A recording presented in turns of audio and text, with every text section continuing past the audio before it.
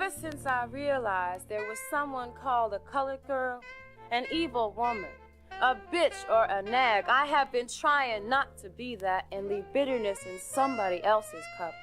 Come to somebody to love me, without deep and nasty smelling skulls from lie, or being left screaming in a street full of lunatics whispering, slut, bitch, bitch, nigga, get out of here with all of that. I didn't have any of that for you. I brought you what joy I found, and I found joy. Honest fingers round my face with dead musicians on 78s from Cuba, or live musicians on 5 LPs from Chicago, where I never been. And I love Willie Colon or Arsenio Rodriguez especially, because I could make the music loud enough so there is no me but dancing. When I could dance like that, there is nothing could hurt me. But I get tired, and I have to come off of the floor. And then there's that woman who hurt you, who you left 3 or 4 times and just walked back. After you put my heart in the bottom of your shoe, you just walked back to where you hurt, and I didn't have nothing. So I went to where somebody had something for me, but he wasn't you. And I was in the bottom of your shoe on the way back from her house, so this is not a love poem, because there are only memorial albums available. And even Charlie Mingus wanted desperately to be a pimp. And I won't be able to see Eddie Palmieri for months. So this is a requiem for myself, because I have died in a real way. Not with aqua coffins and doo-wop Cadillacs I used to joke about when I was messing around, but a real dead loving is here for you now, because I don't know anymore how to avoid my face wet with my tears, because I had convinced myself colored girls have no right to sorrow. And I lived and loved just that way and kept sorrow on the curb, allegedly for you. But now I know I did it for myself, because I could not stand it. I couldn't stand being sorry and colored. I feel like I can breathe just a little bit. I can breathe a little easier. Yeah. I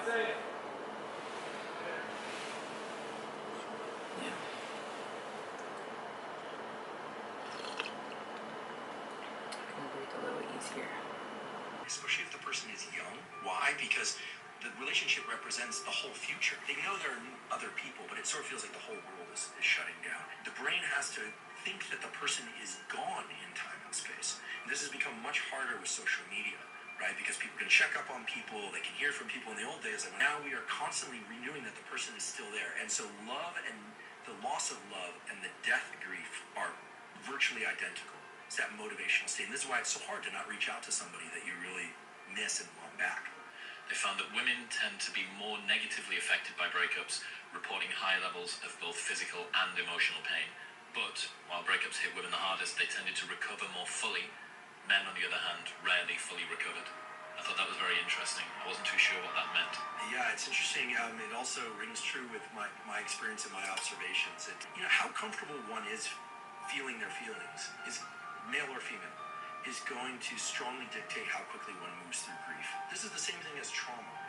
The more willing someone is to feel the full depth and intensity of the feelings that they associate with that trauma, the more quickly they're going to move through the trauma.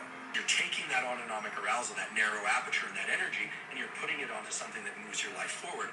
So in some cases that's good because you still need to function, but it can give you I'll just say, it gave me the illusion that I was working through something, because you get all the accoutrements and rewards of hard work, but what you don't do is remap that space-time closeness map. And then I guarantee you find yourself 5 or 10 years later wondering why you're so exhausted, or why certain things in life aren't going well. And it's because when they say you haven't dealt with the loss, you never actually allowed yourself to feel the feelings. But once you do, it's like a valve, it releases.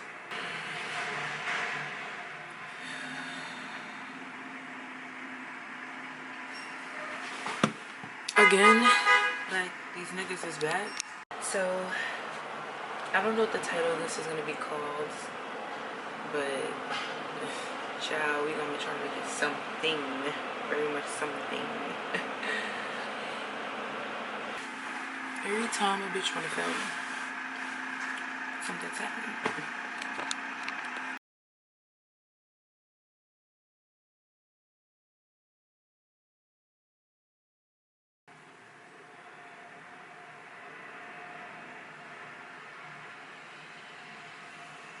Okay.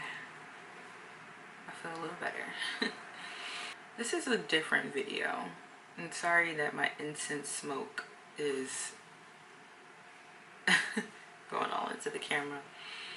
But this is a different video because this is not something that I would have ever posted in my life. I'm a really open and vulnerable person. Honestly, this is probably something I definitely would have posted because I've talked about my mom on my channel before, but I never really talked about like my love life and like what that looks like for me or anything like that, because I just have this fear of, you know, being judged, but yet I'm living my life online where it's inevitable that I'll be judged. So let's talk. Obviously, an event had to happen in order for me to have these feelings and emotions this morning. And of course, the event is heartbreak. It's not necessarily a breakup because I wasn't with this person, but it hurts just the same because this is not my first rodeo with this person.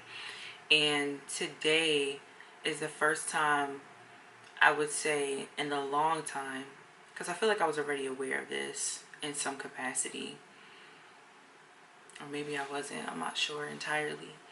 But today is the first time that I'm really realizing that all of the stuff that I've been going through these past couple months, years, or whatever the case may be, has all been a direct reflection of a lot of the trauma that I experienced and, you know,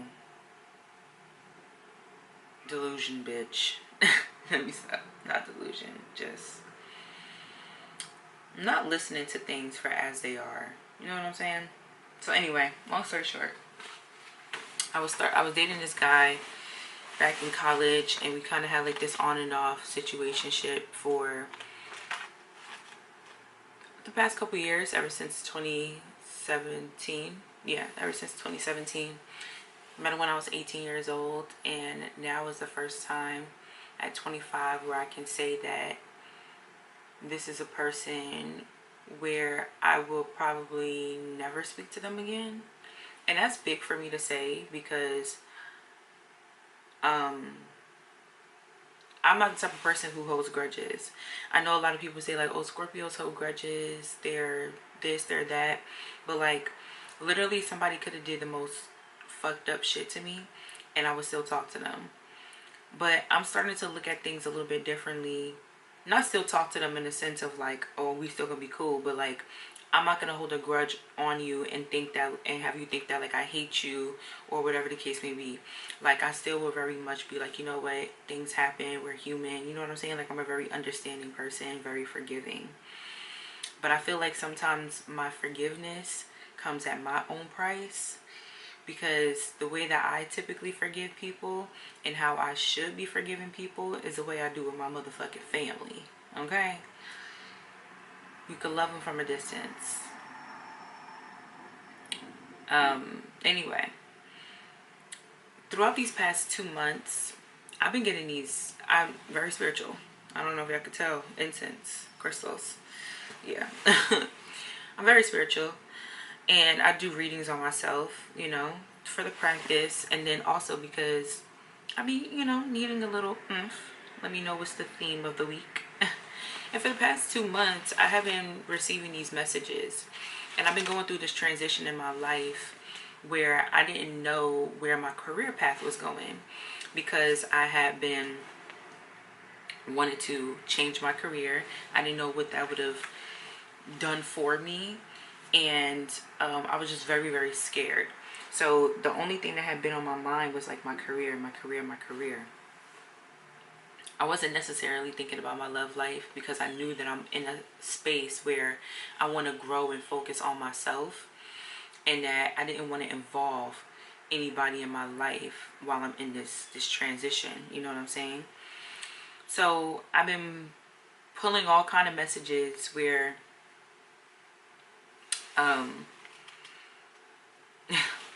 this is so crazy. It says, your fear and anxieties have led you to feel that you lost faith in ever being in a happy relationship. What strategies do you have to cope with stress or anxiety? Accept the help. Self-care, set boundaries, relaxation, meditation, and grounding. Set boundaries to prevent further depletion of our energy. Don't neglect your needs. Focus on you.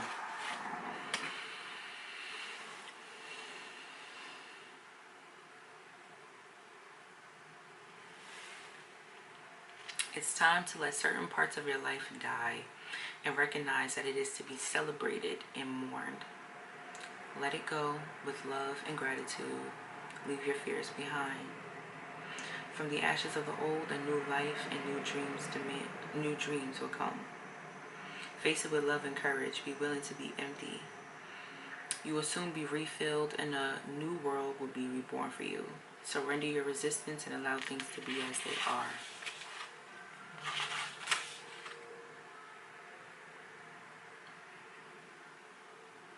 You are so much more than you allow yourself to be. Only good will come of your growth. It is time to address the areas of your life that is no longer serving you without a promise of what will take its place. Do you need to walk away from a way of thinking, a way of being? You must surrender to the process of metamorphosis. You must make room for the miracle while not demanding certainty. What death are you resisting right now? How has fear ruled your choices? Who could you be if you had the courage to look at life on life's terms?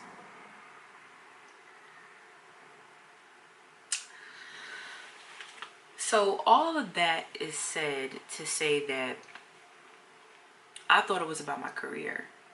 I thought that, oh, because I'm trying to retire from hair,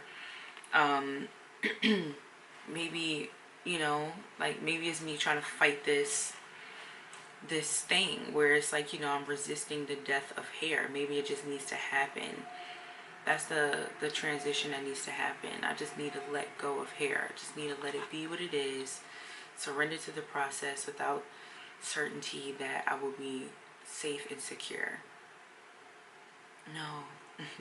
No. I needed to let go of that person and the possibility of what I thought that person could be to me. And everyone of that fact. It's not just him. It's deeper than him. So like, one thing's for sure and two things is for certain. I'm always going to be honest. This video is about him, but it's not about him, if that makes sense. Like this shit, this whole entire space I'm in is way deeper than this person. I have never, I would say, looked at myself the way that other people look at me. Literally, all of my life, I have come across people. It's very rare.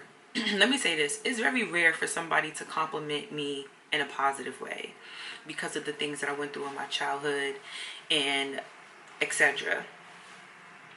Yet and still through it all, there has been very random, sporadic moments of my life where somebody will look at me and know nothing about me and say, you have this light about yourself that you don't even see, and you gonna be somebody. Like, you are somebody, but you gonna be somebody. And I'm always looking at them like, I feel that in my spirit. I just don't know how to get there. And it's like this year in particular, since moving back home to Brooklyn, I have been coming across so many people where they're looking at me and they're saying, yo, your light shines so bright. You are special. There's just something about you. I don't know what it is. I could feel your aura. I could feel your energy. Like, you are just radiant. And I'll sit and I might have a conversation with these people. I might share a couple words or whatever the case may be. And they just look at me and they're just like, girl, you don't even know. Like, you don't even know. But you see, the hard thing about that is, when you don't see that in yourself, you keep preventing yourself from getting to that space, and you keep going backwards. In this space, right, I went backwards. I then ended up reaching out to a person where I felt like maybe we're more mature, maybe we can be friends, and then we can see where it goes down the line. And through it all, this person was lying the whole time about what was going on with them, and then ended up putting me in a situation where I realized I was number 2. And then I sat with myself, all these emotions, crying, and all of these things. I sat with myself and I said, I'm so sad. I feel cheated. I never got to experience this person in a healthy space. How dare they put me over? How dare they put so many other people over me? Like, that hurts more than anything. And then I sat back and I realized this shit is deeper than them. This shit is way deeper than them. This is trauma and experiences that I've been seeing since I was a little girl with my own mother, where everybody done sat there and played her second. And she has such a beautiful spirit. Like, I feel my mom's beautiful spirit more than I do now than I did as a kid. Because when you're a kid, you're so blinded by so many of your own heartaches. You can only see what's hurting you. Looking back at my mom and reflecting on her character and the person that she was such a beautiful soul. And every single guy that my mom had dealt with kind of like put her second. They never really prioritized her. But yet she never gave up on the hope of actually finding someone who was going to truly care for her and love her for who she is. And the moment that she did, she didn't even get to spend a year with that person, and my mom ended up passing away. And I remember reflecting to myself saying, I don't want that to happen to me. I don't want to be loved at the end of my life. I don't want to be, constantly put second my whole entire life. And I realized it was because I never gave myself the ability and the time to feel. I never actually sat with myself with these emotions and felt what it is that I need to feel. I've always tried to distract myself from the pain. I've always tried to just put my all into it with work.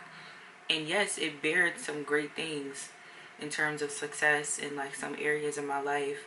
But there's been other times where I've just completely abandoned my feelings and I just try to detach from it. And I'm no longer going to do that. I'm going to confront this in my own way, regardless of who sees it or whatever. Hopefully somebody can take something away from this. But if you or anybody that you know is going through any kind of transitions in life, whether it be moving on from somebody or going into a new career in life or leaving some people behind so that you can continue to move forward, just know that, one, you are not alone. There's literally there's billions of people in the world who are all living in a different experience from you, but experience sometimes the exact same things in different capacities, right? So just know that, one, you are not alone in this process, and that, two, it is possible. It is possible for you to actually move past and move forward from this thing and have it no longer affect you. But you have to confront those emotions first. You have to deal with that pain. So, yeah. When I sat and I reflected on everything that happened, it really made me think to myself, one, I have a lot of trauma that I need to heal. Okay. Two, I'm that bitch. Dead ass. I'm not even playing. I'm not even trying to toot my own horn or nothing like that. But for somebody to look at me, if all of these people in my life that I don't even know can come to me, complete strangers, some people even ended up becoming friends. If all of these people can come to me and look at me and say, girl, you are gonna be somebody, you radiate so much beautiful energy, you have this amazing light about yourself, you just need to see it. If all those people can say those things, I know that whoever it is that I'm dealing with can see that in me. And for them to look at me and think that they're ever going to play me second, a little bit of ego popping in right there, is crazy. And then it also makes me think I should value myself so much more and hold myself to a higher regard and not hold that person to a higher regard, because baby, let me tell you, one thing is for sure and two things is for certain. I already know how my life is going to turn out. Like, if I'm being so 1000% honest with y'all, I already know I have some beautiful things coming to me, but there is a lot of stuff that I need to work on in terms of healing. Once I work on those things and actually heal what's going on with me, I already know that I'm going to be unstoppable. And I remember thinking to myself, oh my God, I want to get into this phoenix stage of my life. I just want to be reborn. I want the old me to die. I just want to be reborn into this new person, into my highest self. And this is probably the first time that I can say I actually feel it happening. Like, I've been wanting to go into the phoenix stage of my life. If you're a Scorpio, you would know that I believe you're a Scorpion, an eagle, and then you go into the phoenix stage, right? I've been wanting to get into the phoenix stage of my life since probably 21 or 20, ever since I found out about the 3 stages of a Scorpio's life. And I'm 25 now, about to be 26 in October. And I was just thinking to myself, like, oh, I'm not ready for this, I'm not ready for that, I'm not ready for this, I'm not ready for that. Baby, I'm ready. I'm so ready. My cards have been telling me I'm ready. My spirit's been telling me I'm ready. They all been telling me, girl, you are ready. You don't need to sit back and wait on a specific moment in time to feel like you can go and start doing the things that it is that you need to do. You are ready now. You just have to trust and believe that you are, without certainty.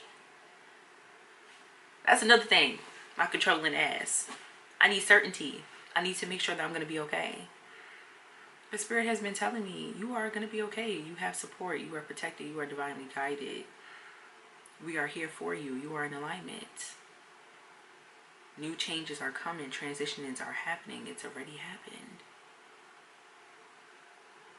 But sometimes fear can get in the way of so much that you literally prevent your own divinely gifted things. And I'm tired of doing that shit, because I don't deserve that. I deserve to be happy. I deserve to be in a space of peace. And I deserve to truly have all of the things that I know that I am deserving and worthy of. No more scarcity mindset. No more weak boundaries. No more allowing people to play on my head. No more allowing people to just suck all of the life and beautiful radiant energy that I have in me, because all they want to do is take, and my ass just wants to give. No more people pleasing, no more self-abandonment, none of that. So I welcome in the new phase of my life.